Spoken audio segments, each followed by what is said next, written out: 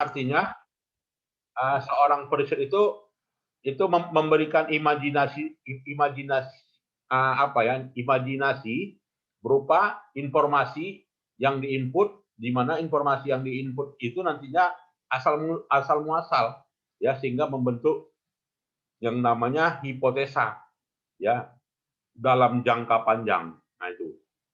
Dan klasifikasi lainnya seorang thinking ya, periset itu seorang adalah pemikir. Ya, pemikir di sini artinya menggunakan akalnya ya secara formal untuk mengembangkan ya secara teknis, secara saintifik dan juga secara teoretik gitu ya. Kemudian juga seorang periset itu adalah seorang feeling, seorang perasa ya, di mana berhubungan dengan keputusan gitu ya, keputusan yang berdasarkan pertimbangannya gitu ya. Nah, jadi boleh dikatakan empat inilah ya kelas-kelasnya seorang peneliti akuntansi itu: sensing thinking, sensing feeling, yang feeling intuition, dan juga thinking intuition.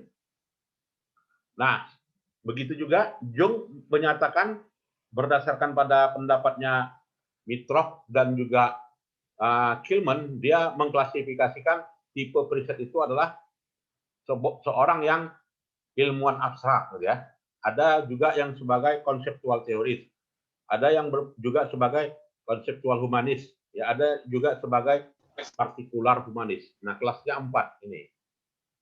Mau yang masuk yang mana kita ya masing-masing gitu ya.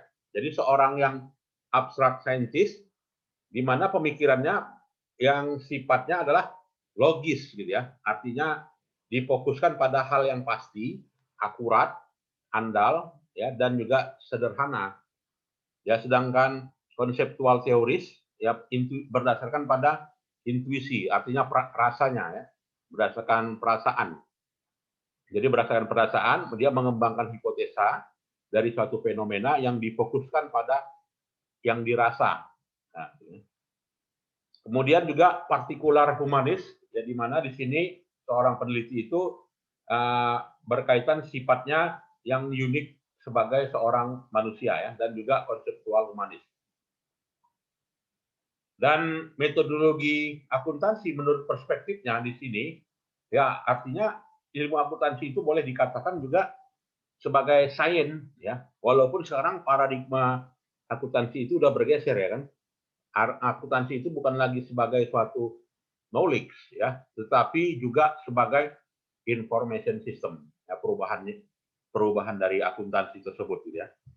Nah, sehingga dalam hal ini ada, kalau akuntansi itu sebagai suatu apa gitu ya, suatu ilmu gitu ya, natural science gitu ya, maka nanti sudut pandangnya bisa sudut pandang nomotesis dan juga ideografik gitu ya. Jadi sudut pandang nomotetik di sini dia memandang berdasarkan pada rule-nya, aturannya, di mana akan menghasilkan suatu teknik ya, atau juga suatu protokol. Sedangkan ideografik yaitu memahami suatu peristiwa dalam suatu kondisi hal yang alamiah atau yang ada di masyarakat ya. Dan dalam hal ini Behling juga menyatakan gitu ya, ada lima sifat akuntansi itu ya dalam sudut pandang ilmu sains ya, model sains alamiah. Nah, di mana katanya akuntansi itu masuk di bidangnya social science. Jadi nggak bisa dikatakan apa ya, nggak bisa dikatakan sebagai sains ya, tapi dia social science gitu ya. Ya memang kalau dari kelompok IPS gitu kan, ya akuntansi itu diakui sebagai kelompok ilmu sosial gitu ya. Dan dalam hal ini bisa diterapkan ya untuk riset akuntansi, namanya keunikannya, kemudian juga kestabilannya ya. Keunikannya di mana pengertiannya? Di mana tiap organisasi, tiap grup itu berbeda satu dengan yang lainnya dan mengembangkan aturan organisasi ya berdasarkan pada teorinya gitu ya. Kemudian juga kestabilannya, di mana suatu fenomena seorang periset atau juga perilaku organisasi, dalam hal ini akuntansi itu sifatnya keorganisasian ya, artinya diterapkan di level organisasi. Kemudian juga sensitif ya, sensitif di sini tidak sama ya dengan sifatnya dengan ilmu kimia akuntansi itu. Kenapa?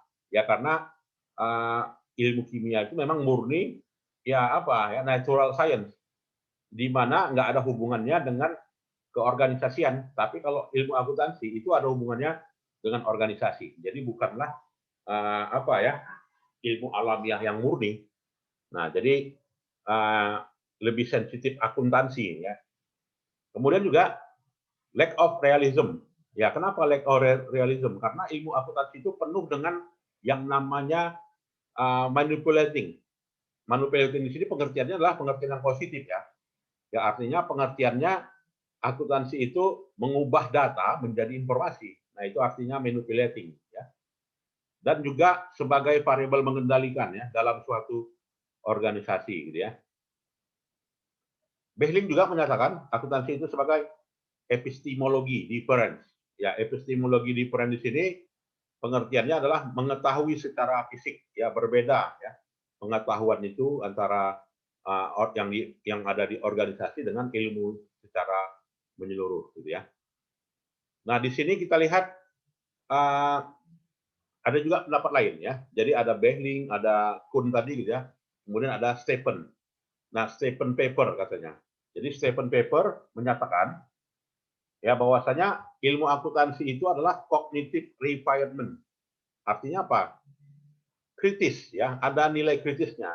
Artinya apa? Mengembangkan suatu klaim di mana suatu klaimnya berdasarkan pada yang namanya dubitianda. Artinya klaim untuk bersuara gitu ya. Nah, jadi di situ akuntansi itu sifatnya kritis. Ya, kita mengkritisi laporan keuangan itu dikatakan sebagai bagian dari prinsip kritism atau juga dubitianda ya. Nah, di mana dalam hal ini pengakuannya ya berdasarkan pada multiple corroboration ya structural corroboration. Nah, kemudian juga Stephen Paper juga menyatakan bahwasanya untuk mendukung suatu kecukupan hipotesa harus ada formin, mekanisme, ya kontekstualim dan juga organisme. Ya artinya formism di sini penuh analisa dan juga penuh pengujian teori, mekanisme penuh analisa dan juga teori yang terintegrasi. Nah itu ya, terlewatkan saja ya ini. Nah kemudian ya perspektif riset akuntansi. Jadi perspektif riset akuntansi itu yang dalam hal ini bisa dikelompokkan juga 4 ya, 4 visi seorang riset, seorang fungsionalis, seorang interpretatif, ya seorang radikal humanis atau juga radikal strukturalis. Nah jadi dikelompokkan atas 4 itu. Nah di mana kedudukan ilmu akuntansi sebagai ilmu sosial murni yang sifatnya adalah punya 4 asumsi. Asumsinya adalah yang namanya ontologi, epistemologi, human nature, dan juga metodologi. Nah, ontologi pengertiannya di sini berdasarkan satu fenomena ya. Di mana suatu fenomena ini terkandung yang namanya perbedaan, yang namanya nominalism, realism. Ya, jadi ada unsur perbedaannya di mana dalam pendekatan ontologi bahwasanya dalam bidang ilmu sosial adanya pengakuan konsep, label, ya dan juga struktur tertentu, gitu ya. Sedangkan epistemologi, ya artinya di sini diketahui sebagai suatu pengetahuan yang alamiah, yang dalam hal ini termasuk di dalamnya anti positivism dan juga positivism debat, ya. Atau dengan kata lain, anti positivism itu ya orang yang pendekatannya perisetnya adalah riset kualitatif ya. Sedangkan periset kuantitatif itu adalah pengusung yang namanya aliran positivism. Ya. Nah ini terus berdebat, kamilah yang paling baiknya katanya kan. Pada ya kalau akuntansi itu kebanyakan ya memang ya kalau sekarang ya orang pakai hipotesa ya. Jadi kalau dia pakai hipotesa itu adalah aliran positivism. Yang tidak punya hipotesa ya anti positivism. Nah itu ya. Dan difokuskan di debat difokuskan pada kegunaan ya masing-masing dari bidang tersebut di bidang social science ya. Kemudian juga metodologi. Jadi perdebatan metodologi juga terjadi.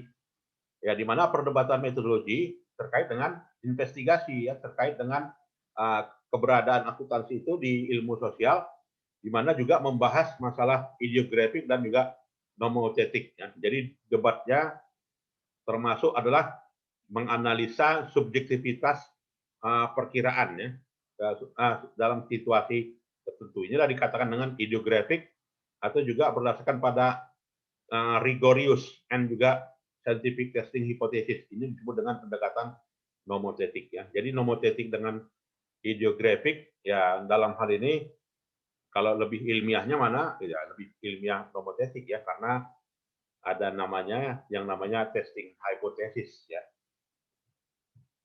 Dan juga framework analisa preset di situ, ya, dikatakan ya sebagai ilmu sosial murni, ya, karena apa?